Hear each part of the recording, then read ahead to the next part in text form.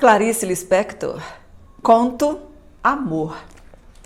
Um pouco cansada, com as compras deformando o novo saco de tricô, Ana subiu no bonde. Depositou o volume no colo e o bonde começou a andar.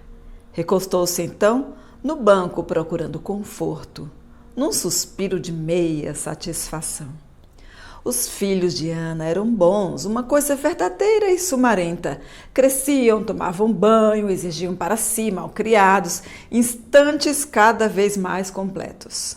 A cozinha era, enfim, espaçosa. O fogão enguiçado dava estouros. O calor era forte no apartamento que estavam aos poucos pagando.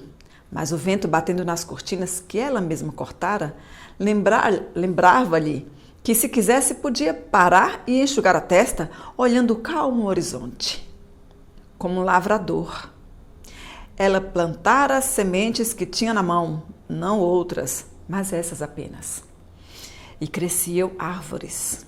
Crescia sua rápida conversa com o cobrador de luz. Crescia a água enchendo o tanque. Cresciam seus filhos. Crescia a mesa com comidas. O marido chegando com os jornais e sorrindo de fome. O canto importuno das empregadas do edifício. Ana dava a tudo tranquilamente, sua mão pequena e forte, sua corrente de vida. Certa hora da tarde era mais perigosa. Certa hora da tarde, as árvores que plantara riam dela. Quando nada mais precisava de sua força, inquietava-se. No entanto, sentia-se mais sólida do que nunca. Seu corpo engrossara um pouco e era de se ver o modo como cortava blusas para os meninos, a grande tesoura dando estalidos na fazenda. Todo o seu desejo, vagamente artístico, encaminhara-se há muito no sentido de tornar os dias realizados e belos. Com o tempo, seu gosto pelo decorativo se desenvolvera e suplantara a íntima desordem. Parecia ter descoberto que tudo era passível de aperfeiçoamento. A cada coisa se emprestaria uma aparência harmoniosa. A vida podia ser feita pela mão do homem. No fundo, Ana sempre tivera necessidade de sentir a raiz firme das coisas. E isso um lar perplexamente lhe dera. Por caminhos tortos, viera a cair num destino de mulher, com a surpresa de nele caber como se o tivesse inventado. O homem com quem casara era um homem verdadeiro. Os filhos que tivera eram filhos verdadeiros. Sua juventude anterior parecia-lhe estranha como uma doença de vida. Dela havia aos poucos emergido para descobrir que também sem a felicidade se vivia. Abolindo-a, encontrara uma legião de pessoas antes invisíveis, que viviam como quem trabalha com persistência, continuidade, alegria. O que sucederá a Ana antes de ter o lar estava para sempre fora do seu alcance. Uma exaltação perturbada que tantas vezes se confundira com felicidade insuportável. Criara em troca algo, enfim, compreensível, uma vida de adulto. Assim ela o quisera e o escolhera. Sua precaução reduzia-se a tomar cuidado na hora perigosa da tarde, quando a casa estava vazia sem precisar mais dela, o sol alto, cada membro da família distribuído nas suas funções. Olhando os móveis limpos, seu coração se apertava um pouco em espanto. Mas na sua vida não havia lugar para que se sentisse ternura pelo seu espanto. Ela o abafava com a mesma habilidade que as lides em casa lhe haviam transmitido. Saía então para fazer compras ou levar objetos para consertar, cuidando do lar e da família à revelia deles. Quando voltasse era o fim da tarde e as crianças vindas do colégio exigiam-na. Assim chegaria a noite, com sua tranquila vibração. De manhã acordaria aureolada pelos calmos deveres. Encontrava os móveis de novo empoeirados e sujos, como se voltassem arrependidos. Quanto a ela mesma, fazia obscuramente parte das raízes negras e suaves do mundo e alimentava anonimamente a vida. Estava bom assim. Assim ela o quisera e escolhera. O bonde vacilava nos trilhos, entrava em ruas largas. Logo um vento mais úmido soprava anunciando: mas que o fim da tarde, o fim da hora instável. Ana suspirou profundamente e uma grande aceitação deu a seu rosto um ar de mulher. O bonde se arrastava, em seguida estacava. Até o Maitá tinha tempo de descansar. Foi então que olhou para o homem parado no ponto. A diferença entre ele e os outros é que ele estava realmente parado.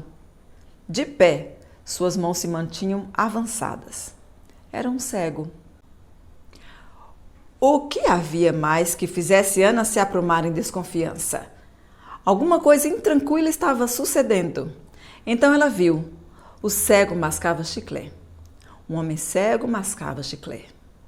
Ana ainda teve tempo de pensar por um segundo que os irmãos viriam jantar. O coração batia-lhe violento, espaçado.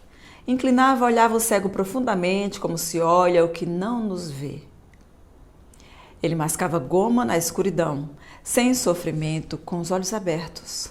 O movimento da mastigação fazia-o parecer sorrir, e de repente deixar de sorrir, sorrir e deixar de sorrir.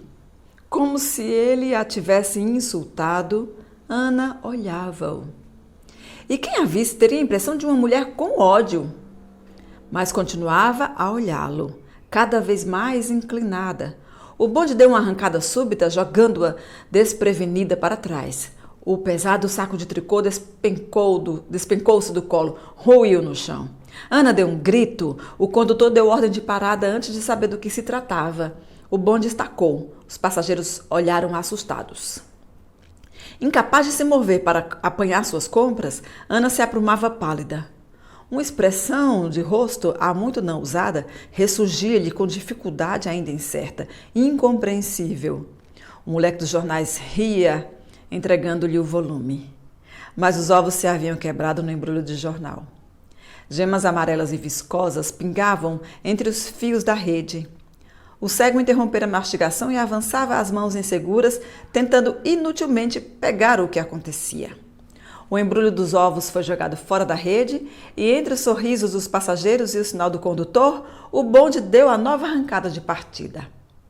Poucos instantes depois, já não a olhavam mais.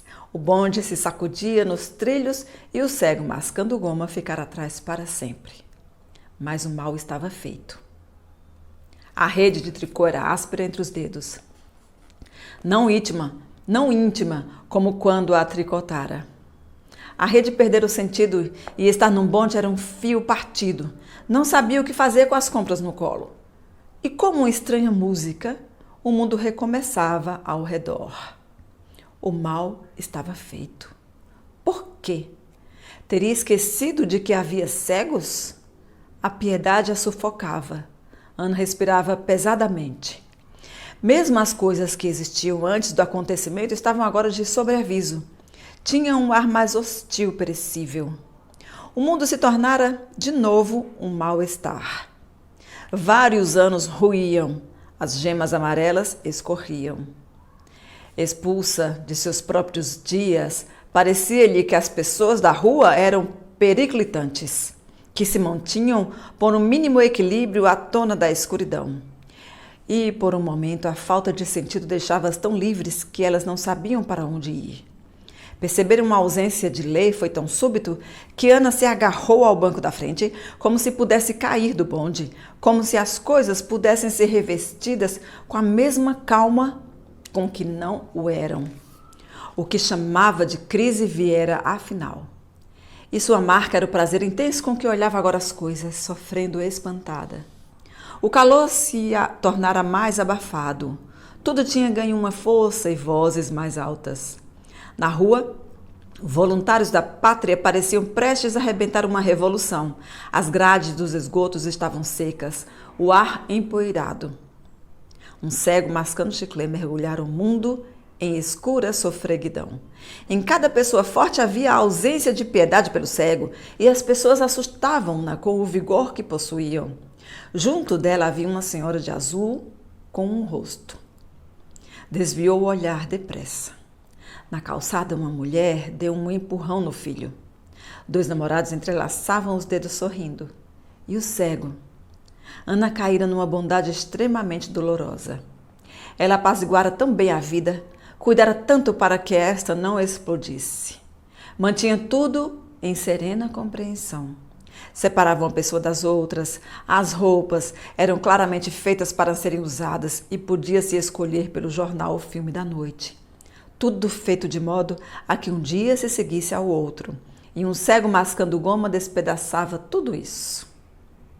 E através da piedade, aparecia a Ana uma vida cheia de náusea doce até a boca. Só então percebeu que há muito passara do seu ponto de descida. Na fraqueza em que estava, tudo a atingia com um susto. Desceu do bonde com pernas débeis, olhou em torno de si, segurando a rede suja de ovo. Por um momento não conseguia orientar-se. Parecia ter saltado no meio da noite. Era uma rua comprida com muros altos amarelos. Seu coração batia de medo. Ela procurava inutilmente reconhecer os arredores, enquanto a vida que descobrira continuava a pulsar, e um vento mais morno e mais misterioso rodeava-lhe o rosto. Ficou parada olhando o muro. Enfim pôde localizar-se. Andando um pouco mais ao longo de uma sebe, atravessou os portões do Jardim Botânico. Andava pesadamente pela alameda central entre os coqueiros. Não havia ninguém no jardim. Depositou os embrulhos na terra, sentou-se no banco de um atalho e ali ficou muito tempo.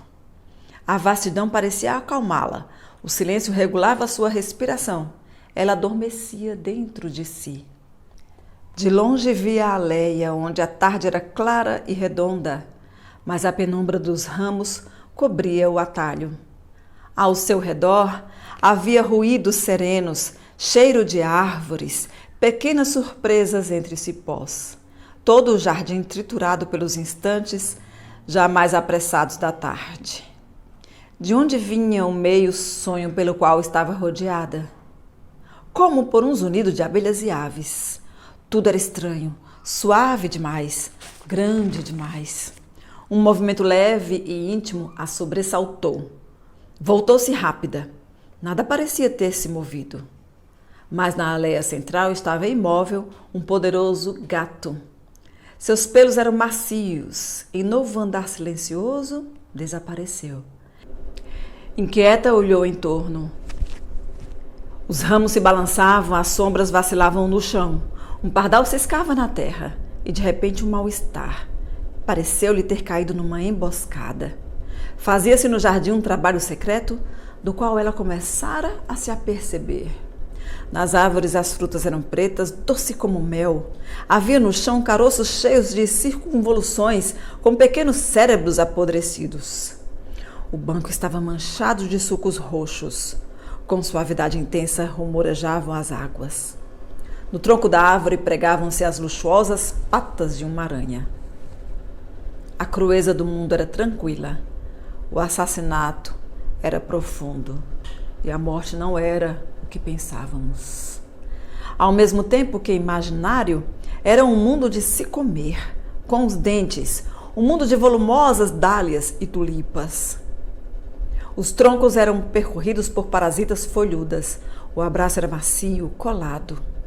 Como a repulsa que precedesse uma entrega, era fascinante. A mulher tinha nojo e era fascinante. As árvores estavam carregadas. O mundo era tão rico que apodrecia. Quando Ana pensou que havia crianças e homens grandes com fome, a náusea subiu-lhe à garganta, como se ela estivesse grávida e abandonada. A moral do jardim era outra.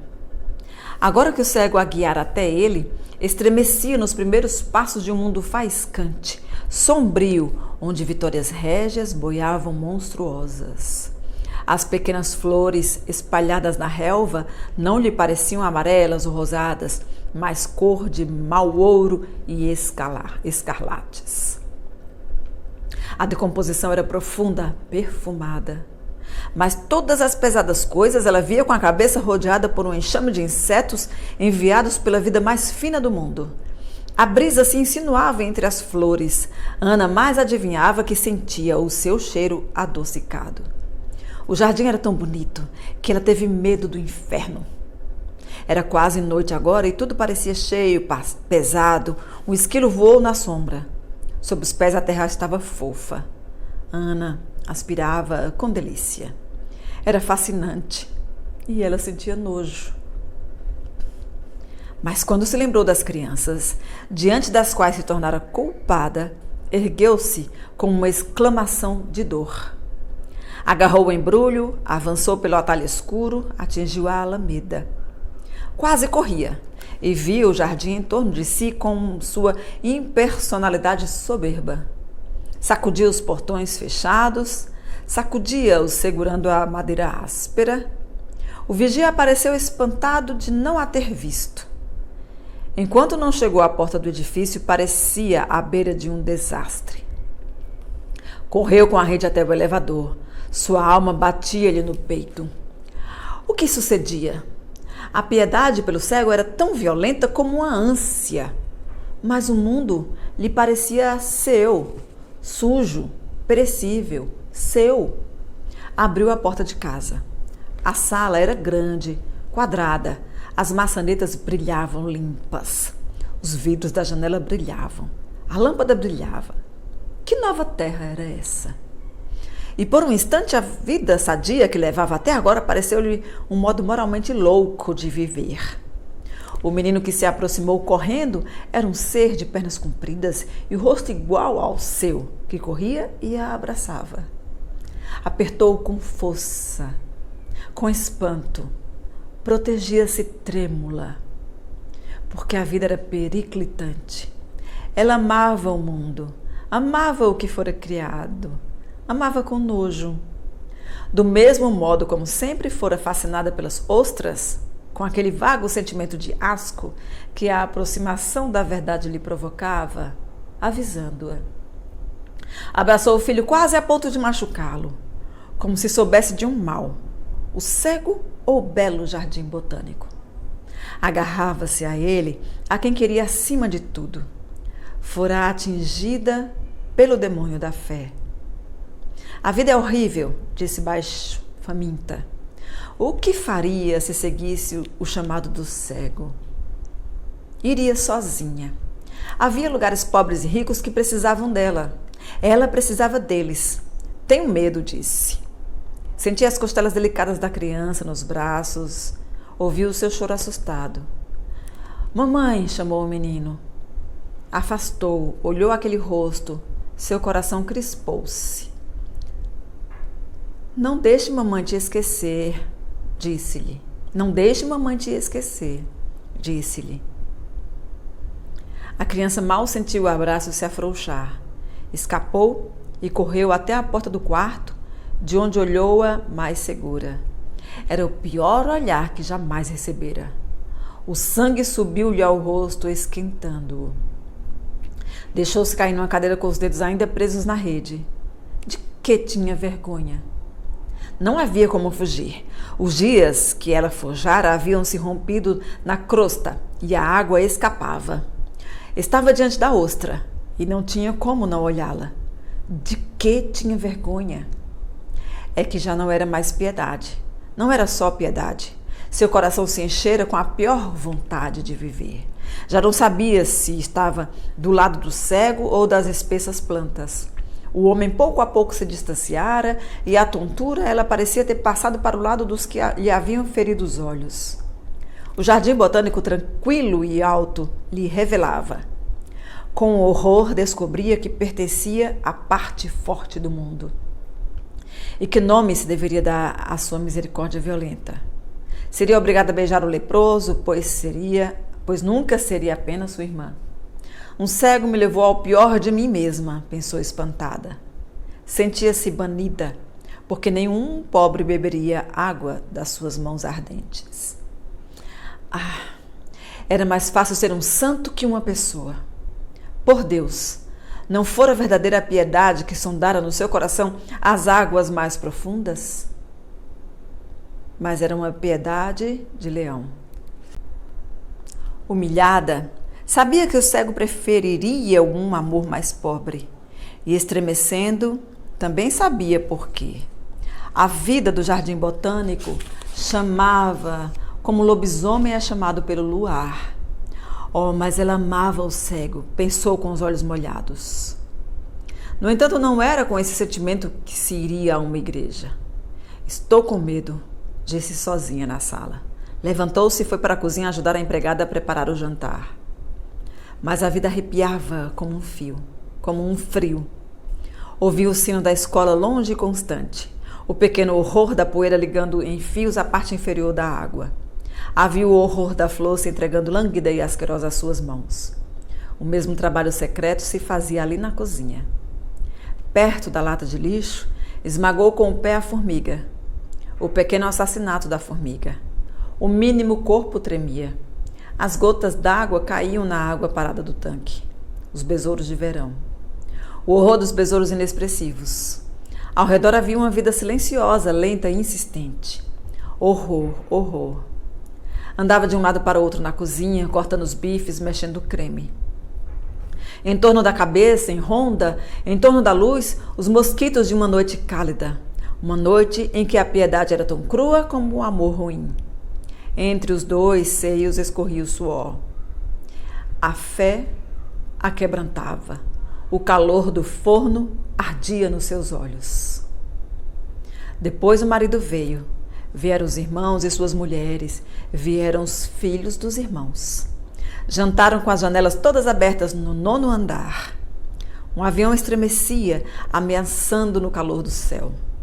Apesar de ter usado poucos ovos, o jantar estava bom. Também suas crianças ficaram acordadas, brincando no tapete com as outras. Era verão. Seria inútil obrigá-las a dormir. Ana estava um pouco pálida e ria suavemente com os outros. Depois do jantar, enfim, a primeira brisa mais fresca entrou pelas janelas. Eles rodeavam a mesa, a família. Cansados do dia, felizes em não discordar, tão dispostos a não ver defeitos. Riam-se de tudo, com um coração bom e humano. As crianças cresciam admiravelmente em torno deles. E como a uma borboleta, Ana prendeu um instante entre os dedos, antes que ele nunca mais fosse seu. Depois, quando todos foram embora e as crianças já estavam deitadas, ela era uma mulher bruta que olhava pela janela. A cidade estava adormecida e quente. O que o cego desencadeara caberia nos seus dias? Quantos anos levaria até envelhecer de novo? Qualquer movimento seu e pisaria numa das crianças. Mas com uma maldade diamante, parecia aceitar que da flor saísse o mosquito, que as vitórias régias boiassem no escuro do lago. O cego pendia entre os frutos do jardim botânico. Se for um estouro do fogão, o fogo já teria pegado em toda a casa.